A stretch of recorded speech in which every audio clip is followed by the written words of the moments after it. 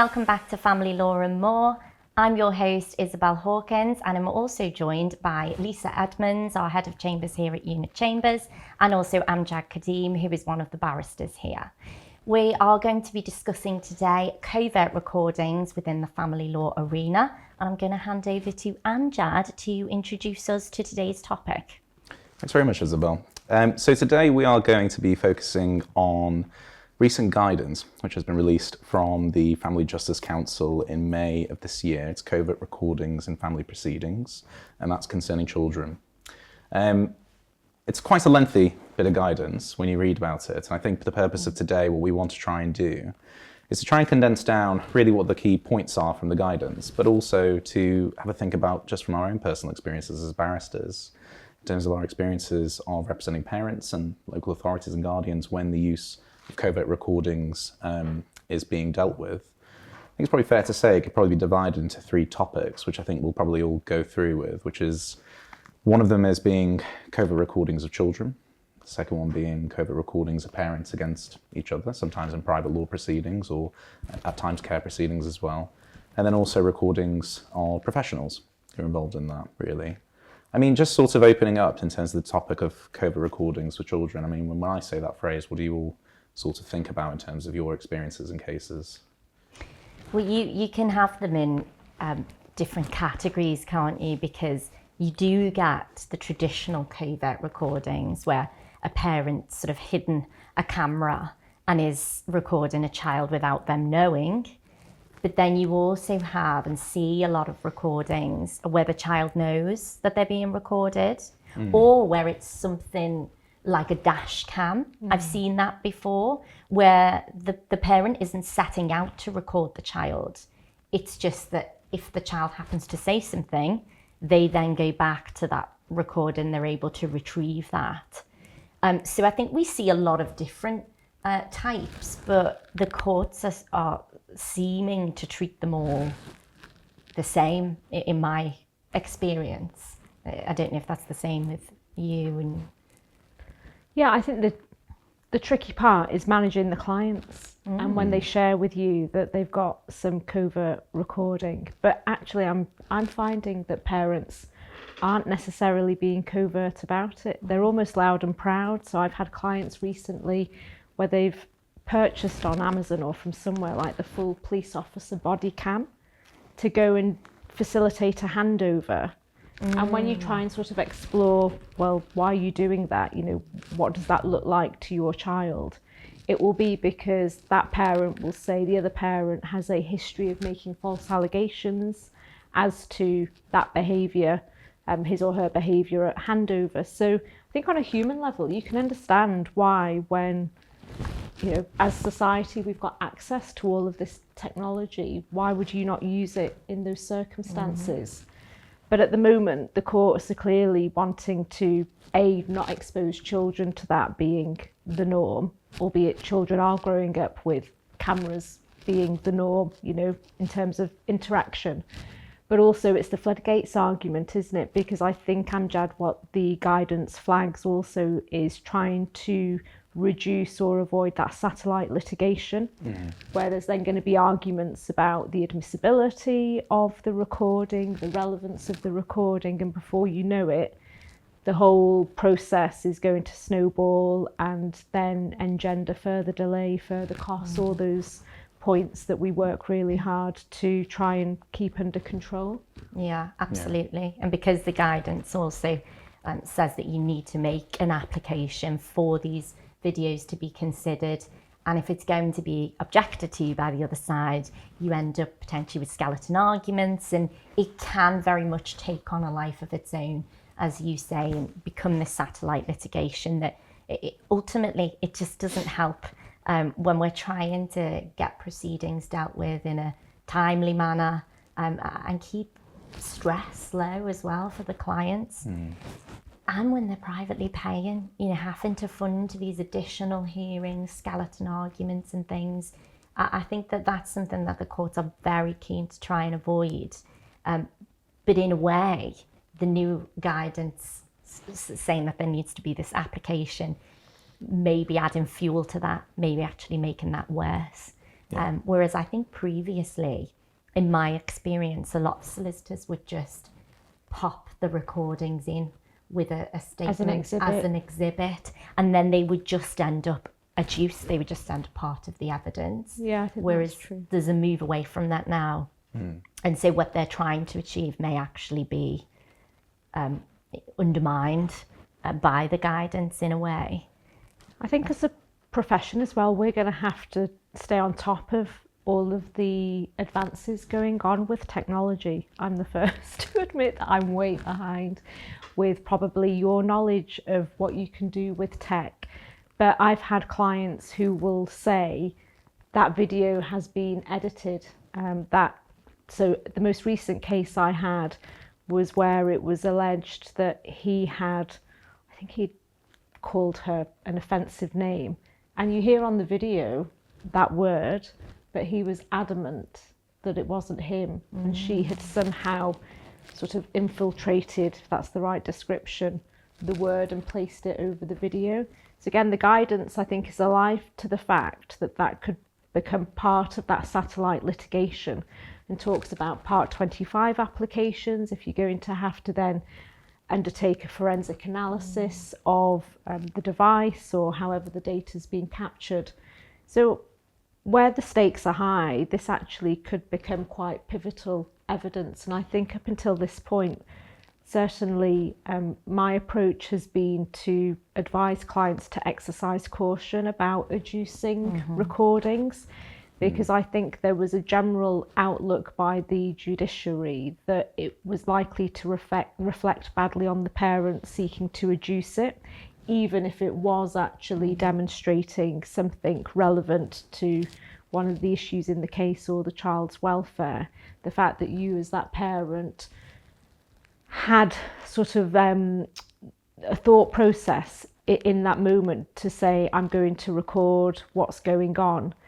And again, just from sort of recent personal experience, watched some really horrific videos of the parents having arguments where the children are there and the children are then getting very distressed.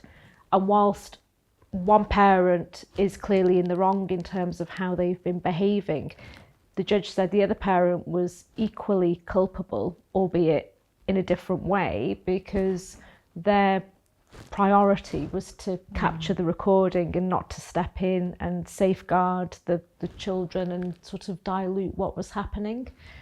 So again, I don't think clients always appreciate that there could be another interpretation as to what is seen by trying to bring in that recording.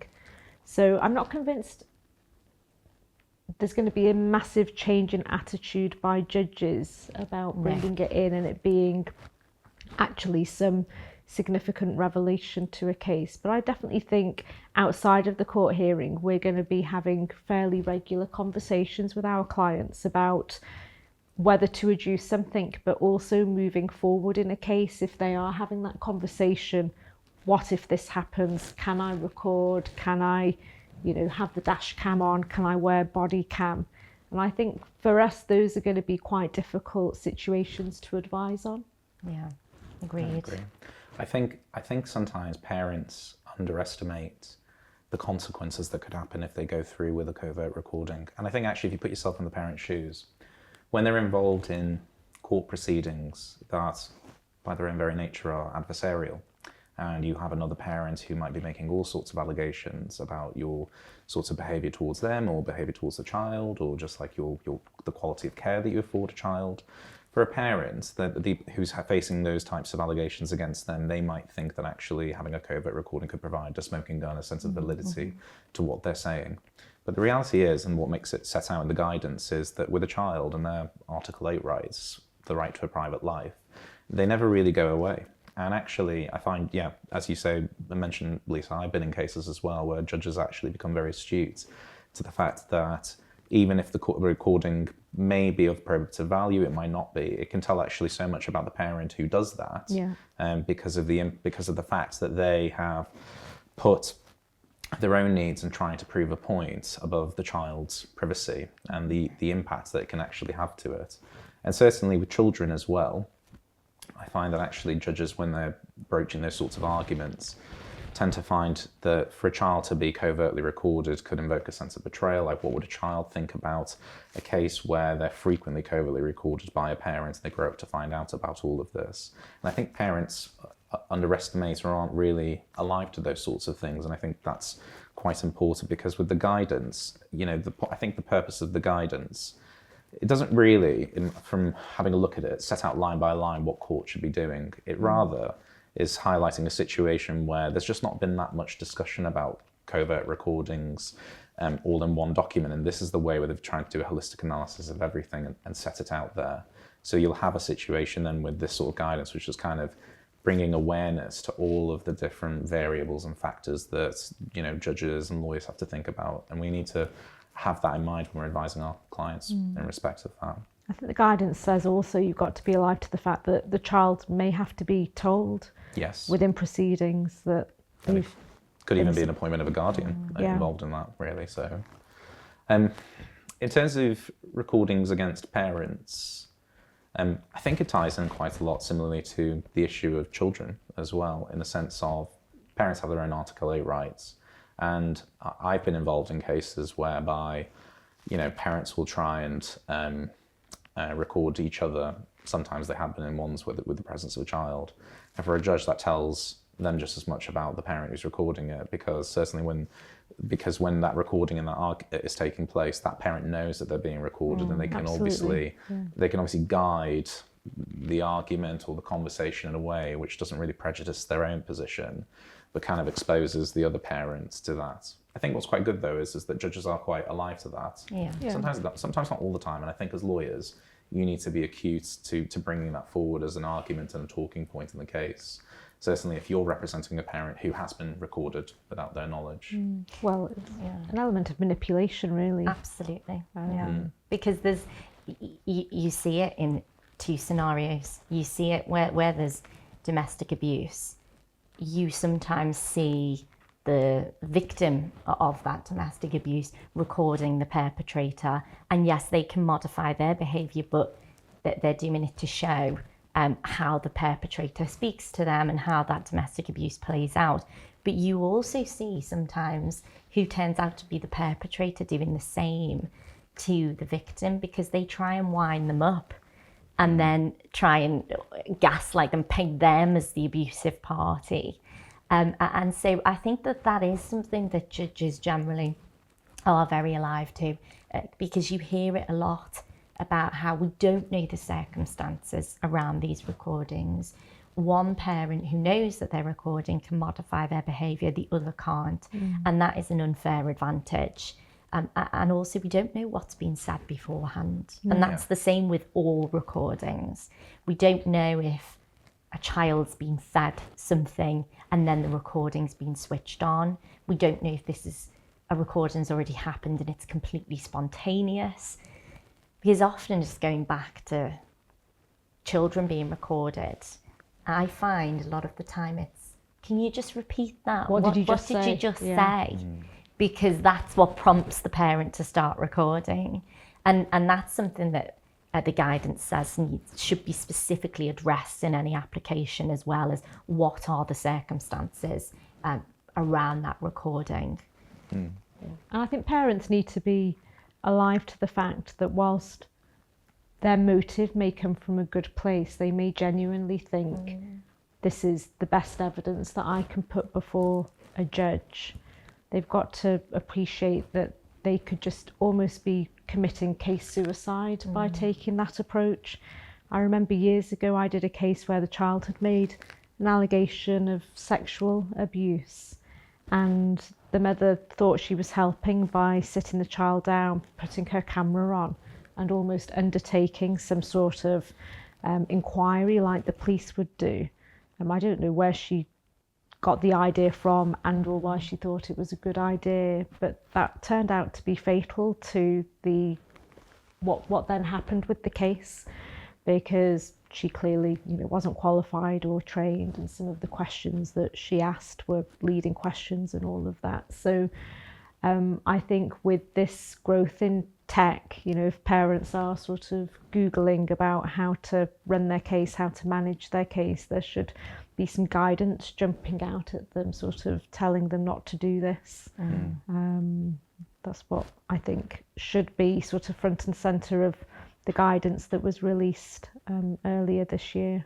Yeah, I think you touched as well about it a little bit, Isabel, in respect of the context of frequent recordings of parents in those types of domestic abuse cases, because actually I think courts can be quite astute to the fact that if you have a parent who is frequently recording another parent covertly and it comes out in court, the courts might take a very dim view of that. They might actually find it to be a form of harassment or abuse or an element of control, because certainly if you're on the other side and you're a parent who is being recorded and you know that your former partner is constantly recording you, then you're always a bit on edge, really, to be honest, and you don't want to say things because you might then have to go through the headache of it being all plastered out in court, really. So, and the other things I've seen recently, sort of slightly off piece with recordings, but the air tags and tracking devices on cars, or using like the sat nav equipment that you have in certain cars. Again, I don't know, apparently you can get an app now and it all syncs, so you can be sort of tracking where that parent is going, and the parent bringing that in thinks they're helping the case, but actually what tends to happen is there's a shift in narrative and they're then being accused of controlling behaviours, you know, harassing the other parent without, you know, due cause or justification. So yeah, it's definitely not a straightforward area to find yourself in. I think actually, just riding on that, and also I'm going to go a bit off piece myself as well, I think with the development and technology, I don't know if you're familiar with like deepfake technology and stuff like that, but it has come leaps and bounds now in the year. I like how you looked at Isabel when you asked that question. Well, Isabel's one of the I'm just going to nod and pretend. Yeah, so for those listeners who don't know it, so deepfake technology is a form of technology in which somebody can manipulate video or audio of any kind of video or audio files. So you might have a situation where you have somebody who might be saying one thing on a video, but actually in reality when it was filmed said something entirely different. Okay. And you can have software that can basically create, you know, the voices, the mannerisms, all through like artificial intelligence. And it's just now so readily available to the masses. So I think because that has come off leaps and bounds, I mean, I've never had personal experience myself of this on a case, but it then may lead to a situation where if that kind of technology spills out into family court cases, you might then have situations where parents even dispute, you know, the authenticity of a recording. Yeah, they might absolutely. say, okay, well, the video says this, and it's got me saying these words, but I never actually said them. And then the only way to get to the bottom of that would have to be through expert evidence. It ties into satellite litigation as well. Who pays for that as well? And who pays for that? Yeah, quite right. Because actually, I mean, I don't know the estimates, but it's not going to be a bit of pocket change. No, it's not. It's going to be extremely expensive. We've seen that as development with phone analysis, haven't we? Because back in the day, you would, if you could share a screenshot of a text, you could be pretty sure that whoever it says sent that text. It's not as straightforward as that anymore, and there are websites that you can just easily go on that show you've sent a text that you haven't. And they have found their way into family court proceedings, and so there's had to be that adaptation, there's had to be that sort of consideration when it comes to phone analysis where it's disputed. So I think that it's gonna have to follow with the deep fakes and AI, because it's quite scary, and I think that judges initially and lawyers will be really quite out of their depth with that to begin with. I agree. It's going to take, I think, a while for professionals to sort of catch up with those updates.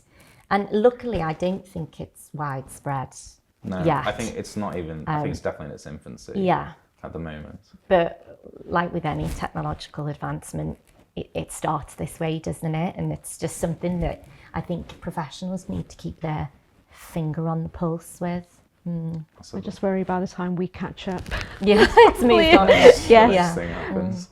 But I think the guidance does flag that costs could become a live issue as well with an application, if it's sort of lacking merit or it's going to generate all that additional litigation. So again, that might be the judiciary's way of trying to curb the scale of applications of this sort being made. Yeah. I know you touched on professionals being recorded. So interestingly, for the first time this week, I was on a Teams call with a client doing a conference, and they asked me, is it okay to record the conference? Yeah, I feel very uneasy for having that question put, and that's just more just as a person, just knowing you're being recorded. But I guess if you take a step back, and I think it doesn't apply just to barristers, but to all other professionals, you shouldn't be saying or doing anything in the presence of a client or layperson that you would not want to have recorded, really. Yeah, So I agree. And actually, to be honest, I think it's probably quite purposeful sometimes for parents to do that. It might actually be entirely innocent. It might just be a case of, I'd rather just have this recorded because I don't want to get so bogged down thinking about notes and playing back. I just want to pay attention to what's being said in front of me, you know. I think the only way then to do it is to just address it at the very, I mean, the guidance also touches on that as well, of, well, if this is going to be something that's happening, you know, a feature of recording meetings and with professionals, it just needs to be addressed at the first instance and open and transparent as a way forward.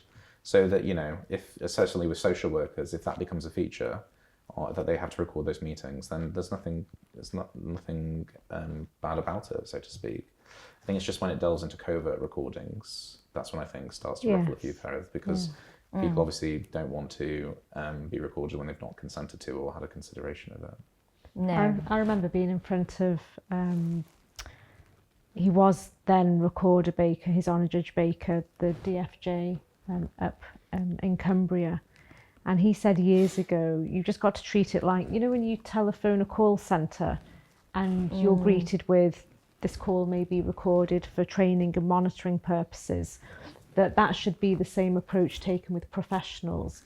But as Amjad's just said, you own that and you're up front from get-go. So a parent should be able to say, I'm going to be recording this conversation. It's if they do it without making that declaration. Yeah. I had one client years ago who decided to install a recording device in a Build-A-Bear teddy bear and gave it to the social worker, asking for it to be passed on to the child, but recording what the social worker was then saying, both outside of a conversation with the child, but also then handing it over to the child. So you can imagine that didn't go down at all well and backfired. Yeah. So you're not going to make any inroad by behaving like that. Absolutely not.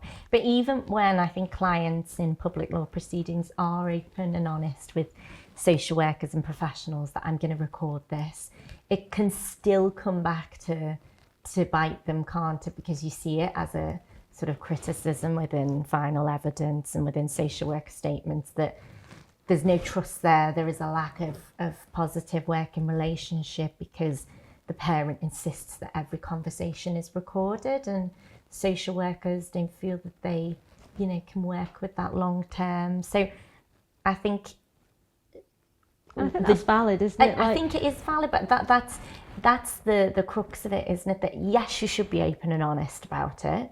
Covert is absolutely not the right way to go. But in fact, if you can avoid doing it at all, that's really what we're aiming for here. And I think that's what the guidance is aiming for. I think that is the general consensus and feeling amongst the judiciary as well and amongst professionals. Yeah, I would agree. I think as well, just touching on the whole point with professionals, is that, well, in some cases it could be very useful to have recordings for probably many of the reasons that we were just mentioning about. So, you know, just preventing parents from having to bother taking notes, just make sure that everything is accurate in terms of a meeting. It can also sometimes not be the most appropriate way forward, because I think the guidance touches on things like psychological assessments, and they say that if the parent's requesting to have their own psychological assessment session recorded, I understand that those professionals don't really want that to be recorded No. because it can actually affect the validity Yes, of the assessment, affect your ability to give an answer in the immediate instance, because maybe you then have in the back of your mind that you are being recorded, so it might alter the presentation that you give during those sessions. And I think what crossed my mind this week with the request for the conference to be recorded is the advice that I was giving is privileged. Yeah. And again, would a client think about sharing that recording with a family friend or a family member? Would my consent be needed to share that? So again, it got me thinking whether you need to sort of have a document that sets out almost the terms and conditions of agreeing to that recording taking place, that it's for their eyes, their ears only, and if they were wanting to distribute it, that they would have to come back and get your consent. Because I could foresee the situation where the client then goes to his or her parents, for example, again with good intent, and says, well, I've just had a conference, here you can watch for yourself what I was told and what advice I was given. And that's the bit that made me feel uncomfortable, just that wider circulation. Yeah. But I don't think the guidance covers Yeah. that issue for us. And I think it's important that certainly if you find yourself in that situation, it's important to educate your client on their right to privilege, and the boundaries and the parameters of that, when it could actually be breached if you are disclosing that thing. I mean, you can They just imagine a need to- client sort of social worker coming round and saying, well, look, this is what my barristers told me, and sort of shoving the recording in their face, so to speak, and it could actually open a massive can of worms. Yeah. But there we go. Maybe Just that's a think about it, podcast in itself, Yeah. Amjad. That's true. And I think just on a final note to touch on, certainly in terms of what the guidance says about if you are representing a parent and you do want to adduce that into evidence, then it's important the guidance sets out that there should be a minimum set of requirements that need to be adhered to about how you're dealing with the application. So for them, they need to provide a summary of the nature of the recording, its context, whether it's edited and including the dates and times in respect of that, the method of the recording and why it was obtained covertly, and also, this is probably the most important one, because this is going to be determining whether it's adduced or not, is the relevance of itself in terms of the issues of the proceedings. So for anyone who watches that, certainly in terms of if they're going to make that application, these are the critical things that the courts will be most likely wanting to have. Absolutely. Well, thank you both very much. That was very Thank informative. And thank you, everybody listening at home. We hope you've enjoyed this episode. Please remember to like this video, subscribe to our channel, and you can also catch us on all other major social media platforms. So until next time, thank you very much. Thanks, Isabel. Thanks, Thank you Amjad. very much. Thank you.